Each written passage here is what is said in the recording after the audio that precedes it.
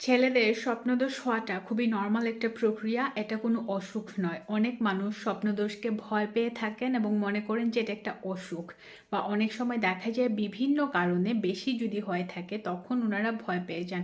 So আজকের এই ভিডিওটা তাদের জন্য যারা স্বপ্নদোষকে দোষের মনে করেন বা এটাকে একটা অসুখ হিসেবে চিহ্নিত করেন।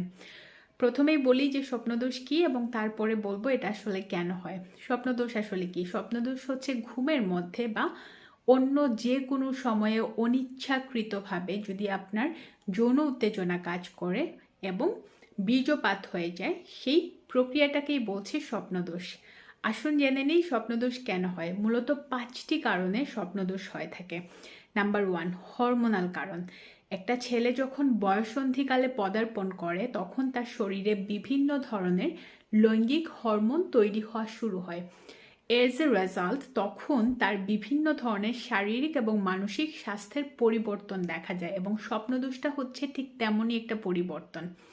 নাম্বার 2, অনেক সময় দেখা যায় যে অনেক মানুষ স্ট্রেসের মধ্যে থাকেন বা মানসিকভাবে বিভিন্ন বিপর্যস্ত অবস্থার মধ্যে থাকেন, তখনও তার স্বপ্নদোষ হতে পারে।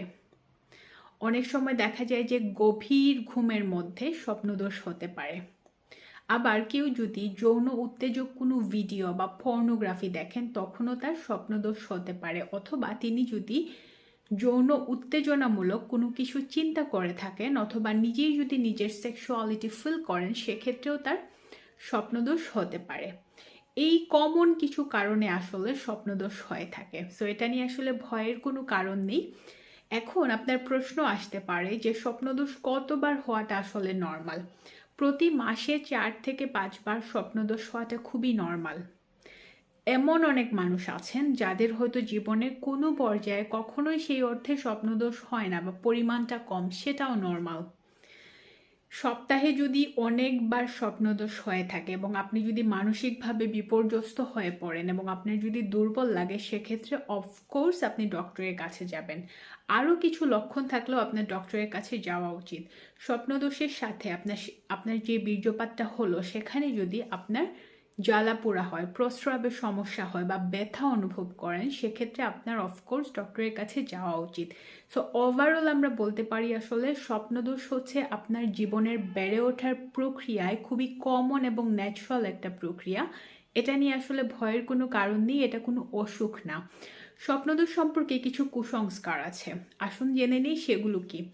অনেকে মনে করে থাকেন স্বপ্নদোষ হলে শরীর দুর্বল হয়ে যায়, শরীরের শক্তি নষ্ট হয়ে যায়, যৌন ক্ষমতা কমে যায় অথবা সন্তান ধারণের ক্ষমতা কমে যায়। সো এই 4টি পয়েন্টই কুসংস্কার এবং এগুলোর কোনো সায়েন্টিফিক ভিত্তি নেই। কিন্তু কোনো কারণে যদি বেশি পরিমাণে স্বপ্নদোষ হয়ে যাওয়ার ফলে আপনি মানসিকভাবে বিপর্যস্ত থাকেন এবং এর সাথে কিছু শারীরিক উপসর্গ যদি থাকে, ডেফিনেটলি আপনাকে ডক্টরের পরামর্শ নিতে হবে।